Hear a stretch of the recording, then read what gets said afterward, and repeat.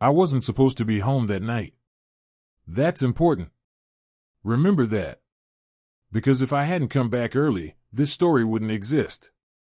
Before I go any further, let me introduce the people in this story, the way you'd meet them in a film. There's me. 36 years old. Married for 8 years. The kind of guy who still believed routine meant stability. Work, home, repeat. Nothing dramatic. Nothing flashy. Then there's my wife, Claire. Smart. Charming. The kind of woman people instantly trust. The kind who laughs easily and looks you straight in the eye when she lies. And finally, there's him. The man I didn't know existed. The man who would end up standing on my porch. But we're not there yet. That day started completely normal. I was at work when my meeting got canceled last minute. No warning. No backup plan. So I drove home early, thinking maybe I'd surprise my wife. Maybe we'd grab dinner. Maybe we'd just sit and do nothing together. Funny how small decisions change everything. I pulled into the driveway and noticed her car wasn't there. No problem. She had told me she'd be out late with friends. Girls' night. I didn't question it. I unlocked the door, stepped inside, and immediately felt that strange quiet. Not peaceful. Empty. Like a house waiting for something to happen. I dropped my keys, loosened my jacket, and that's when I heard it. A knock. Not loud. Not hesitant either. Confident. Like someone who had knocked on that door before. I froze. I wasn't expecting anyone. No deliveries. No neighbors. Just a knock. Calm. Patient. I walked to the door slowly and looked through the peephole. There was a man standing there. Mid-30s maybe. Well-dressed. Relaxed posture. One hand holding his phone, the other already reaching up to knock again. He looked comfortable. Too comfortable. I opened the door. The moment our eyes met, everything stopped. His face changed instantly. His confident smile collapsed into confusion. Then panic. Then something close to fear. He looked past me, into the house, like he was checking if this was the right place. Hey, he said. I'm looking for Claire. I didn't answer right away. I just stared at him. He swallowed. Shifted his weight. His eyes flicked back to the driveway, probably checking for her car. She's not home, I said calmly. There was a pause. Then he laughed. A nervous laugh. Oh. Right. Yeah.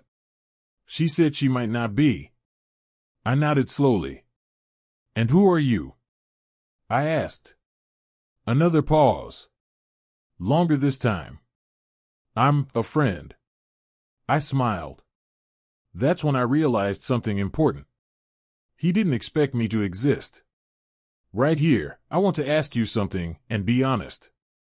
If you were in my position, standing face to face with the person sleeping with your spouse, what would you do? Would you explode? Would you slam the door? Would you ask questions? Tell me in the comments what you think you'd do, because what I did surprised even me. I stepped aside. Come in, I said. His eyes widened. Are you sure? Yeah, I replied. You already made the trip. He hesitated, then walked inside. The door closed behind him. The house felt smaller instantly. He stood there awkwardly, hands in his pockets, eyes darting around. I could almost hear his heart racing. So, I said, leaning against the wall. How long have you known my wife? His mouth opened. Closed. Opened again. She didn't tell you? I shook my head. No, I said. But I'm guessing you've been over before. Silence. That was all the confirmation I needed. He finally spoke. Look, man. I didn't know she was married. That's when I laughed. Not loudly. Not angrily. Just a short breath of disbelief. She knows where the spare key is, I said. So I doubt that. He stared at the floor. Then his phone buzzed. He looked at it. Froze. I didn't need to ask who it was. She's texting you, I said. He nodded slowly. What does it say? He hesitated. Then he turned the phone toward me. Are you there yet? He shouldn't be home.